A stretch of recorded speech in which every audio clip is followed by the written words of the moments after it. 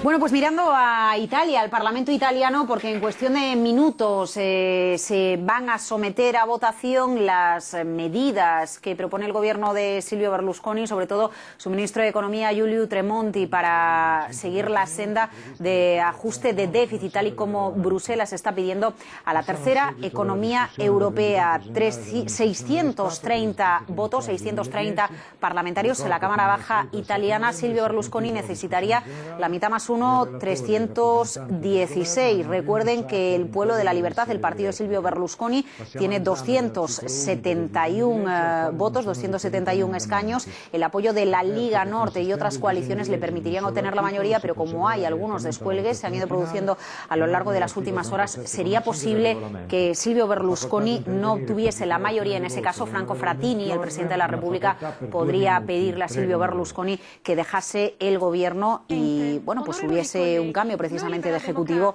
en el país transalpino. Les acompaña Marc Rives de Activo Trade. Don Marc, buenas tardes. Buenas tardes. Bueno, pues todos mirando a Italia, ¿no? Sí, por supuesto. Parece que pocas veces hemos podido ver la importancia en una apertura de Wall Street que puede tener Europa. Y ahora todos miramos lo que va a pasar en Italia, porque después de lo que ha sucedido en Grecia estos últimos meses, podríamos decir, parece que ya se ha trasladado el riesgo a Italia y ahora el problema está en Grecia y además en Italia. Claro, en dos países en los que observamos cómo la rentabilidad de los bonos vuelve a estar disparada. Insistimos muchas veces, porque en todos los medios de comunicación nos hemos habituado a explicar la prima de riesgo, la rentabilidad de los bonos. ¿Qué es más interesante? ¿Que el diferencial del bono italiano esté en esa zona de 500 puntos básicos o muy cerca, hoy está por debajo, o que la rentabilidad de los bonos italianos, 6,61 hasta ahora, el 10 años, pero es que para pedir dinero prestado a 2 años, la rentabilidad es del 6,11%. Eso nos muestra un poco la falta de credibilidad de los líderes políticos. Podemos decir que hace unos meses España estaba por encima en el coste de financiación de la deuda de Italia, justo cuando creyeron los problemas que había en España se tomaron medidas y ahora parece que el mercado ha aplaudido en cierto modo lo que se está haciendo en España y está castigando duramente a una Italia que todavía parece no creerse que la crisis va con ellos. Y es muy grave, el 6,60 está muy cerca del 7, que es el límite a partir del cual los otros países como Irlanda, Portugal y Grecia han solicitado el rescate. Esto también me gustaría que nos lo explicase. Otros países con un 7% en la rentabilidad de sus bonos pidieron el rescate. Se dieron cuenta de que acudir al mercado a seguir pidiendo dinero les resultaba excesivamente caro. Pero ¿ese 7% realmente es la barrera porque lo hayan hecho otros países o porque resulta muy caro financiarse en el mercado de la manera habitual, de la manera tradicional? No es un parámetro exigible, es decir, ha sido aproximadamente un mes tras tocar el 7% que los países han tenido que...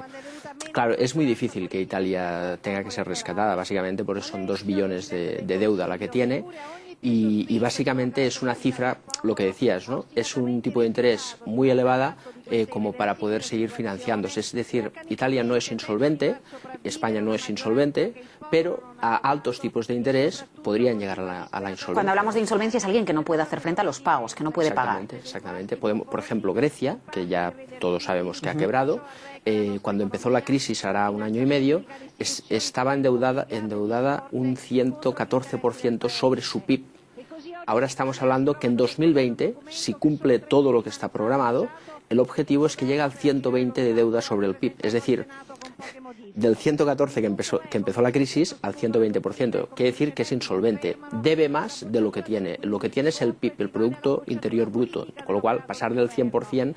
pues es una situación no muy sana, que digamos. Es muy curioso como Italia está en el centro de todas las miradas. Sería el quinto, Alexandre Mato, de los países periféricos que desde que arrancó la crisis de deuda ya por enero de hace 2 años empezaron a cuestionarse sus políticas. Adelante.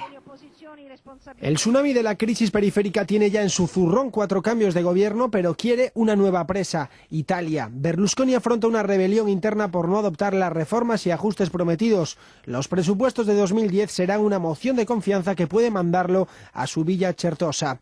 La última de las víctimas cosechadas en su curso por el Mediterráneo es Papandreou, en la Grecia quebrada. Le sustituirá un ejecutivo técnico de concertación nacional. Pablo García, director de Carax Alpha Value, señala que los mercados no penalizan a países, sino a la incertidumbre política. El error es pensar que los mercados castigan a la deuda soberana.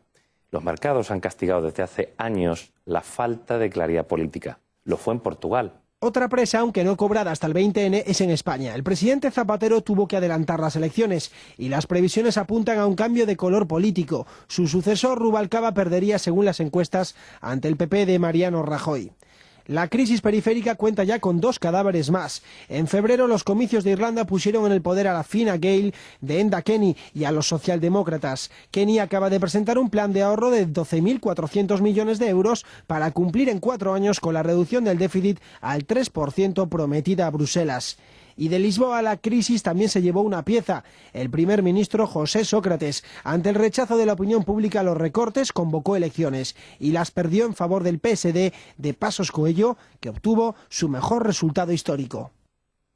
Efectivamente, Italia en el centro de todas las miradas, quinto país que podría, de la Europa periférica, que podría asistir a un cambio de gobierno. Les acompaña esta tarde, tras la apertura de Wall Street, con un mercado americano que está subiendo, pero que también mira a Europa, Marc Rives de Activo Trade. Marc, sin entrar en política, pero por echar un vistazo a los comentarios económicos que ayer se hacían en el debate entre los dos candidatos a la presidencia del gobierno español, el candidato Rubalcaba decía: yo voy a pedir que se retrase la reducción del objetivo de déficit un par de años. Más allá de que Draghi baje tipos o no baje tipos, medidas en esta línea imagino que no son las adecuadas para Europa ni para los gobiernos. Tendríamos que analizarlo. Al final tenemos que pensar que ahora estamos tomando medidas de austeridad, ¿vale? Y estamos entrando en un círculo vicioso que es muy complicado de salir. Me explico, es decir, la ralentización económica tradicionalmente trae el endeudamiento de los gobiernos, son medidas keynesianas, etcétera, con lo cual el gobierno lo que hace es sustituir la bajada en la demanda privada.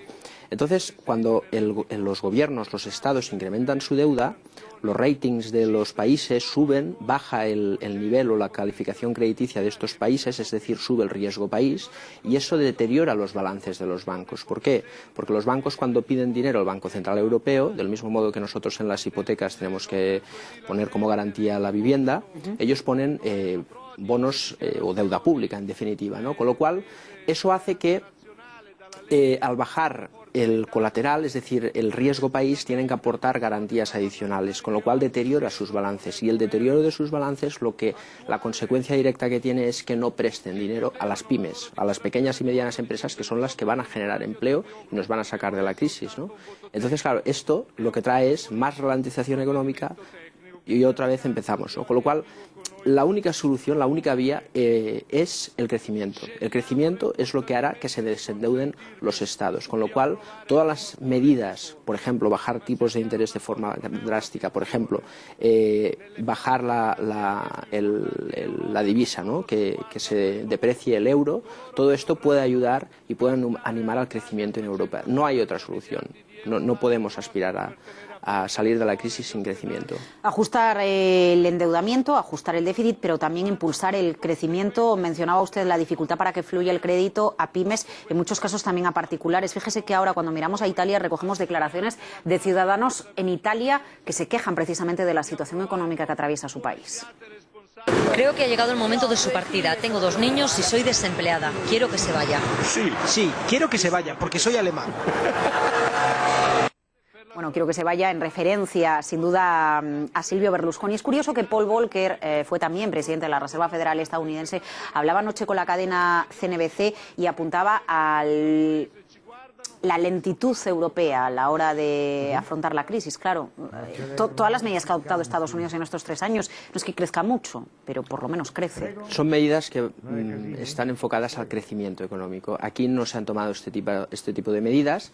La falta de liderazgo político también es algo que influye en los mercados, porque el no creerse las consecuencias de la crisis lo que hace es demorar todas las medidas que se toman. Lo estamos viendo con Grecia, hemos visto cómo se habían tomado medidas definitivas que podían solucionar el problema a corto plazo y otra vez volvemos a la incertidumbre. Los mercados odian la incertidumbre. Entonces, necesitamos, yo creo, un cambio de liderazgo, un liderazgo político muy fuerte, porque no se deben de tomar ahora medidas para reducir la crisis de deuda pública. Esta crisis debería de estar ya archivada en la historia de la economía. Ahora tenemos que pensar en cómo hacemos crecer esto.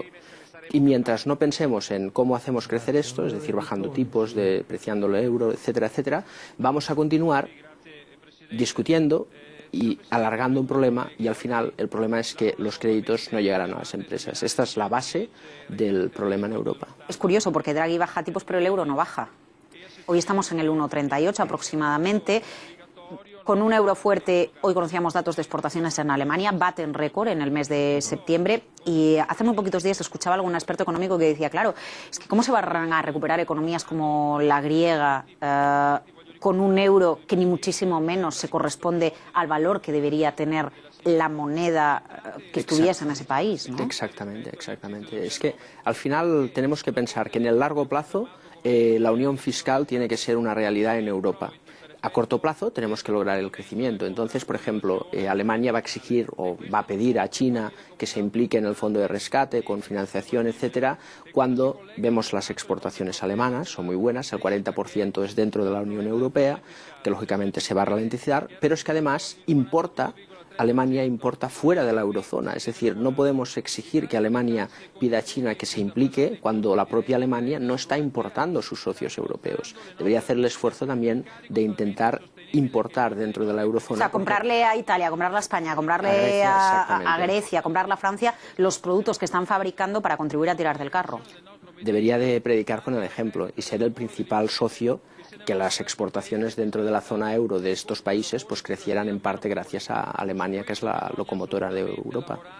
Hoy el Servicio de Estudios del BBVA Research, ha dibujado un escenario un tanto complicado para la economía española, a pesar de que sí que, la economía